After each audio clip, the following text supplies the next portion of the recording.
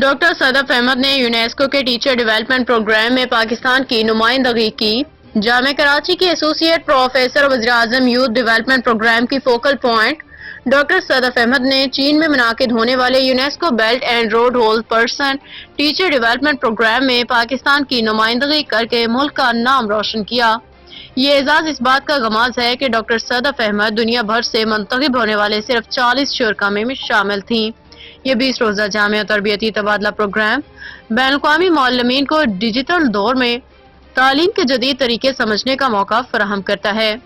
Programme میں workshops, lectures اور Shanghai, ناٹونگ اور سوزو جیسے شہروں میں موجود جدید سائنسی، تکنیکی اور تعلیمی اداروں کے دورے شامل تھے۔ اس کا مقصد اساتذہ طلباء کی جامع شمولیتی اور شعوری ترقی کو فروغ دینا ہے۔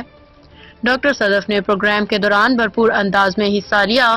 اپنی مہارت کے ذریعے لرنر رویے، اساتذہ کی تبدیلی اور خوشگوار تعلیمی ماحول کی تخلیق پہ روشنی ڈالی۔ انہوں نے زور دیا کہ پاکستان کے تعلیمی نظام میں ان عالمی حکمت عملیوں کو اپنانا ناگزیر ہے تاکہ ہمارے کلاس رومز میں جدت لائی جا سکے اور ہمارے طلباء عالمی معیار کے مطابق ترقی کر سکیں۔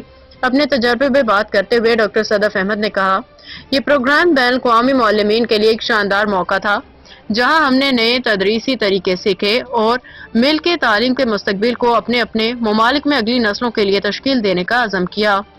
جدید تعلیمی طریقوں کے مشاہدے نے اس بات کو مزید تقویت دی کہ پاکستان میں کلاس رومز کو جدید آلات، شمولیت اور جذباتی بہبود کو فروغ دینے کے ذریعے تبدیل کرنا نہایت ضروری ہے۔ انہوں نے پاکستان کے اساتذہ کی پیشہ ورانہ ترقی اور تخلیقی ہمدرد اور تنقیدی سوچ کو فروغ دینے والے خوشگوار تعلیمی ماحول کے قیام کے لیے اپنے عزم کا اظہار کیا۔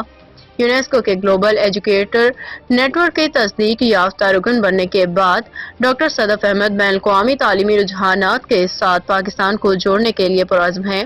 ان کی یہ کامیابی نہ صرف جامعہ کراچی بلکہ پوری قوم کے لیے باعث فخر ہے اور پاکستان میں تعلیم کی ترقی کی نئی راہیں کھولے گی۔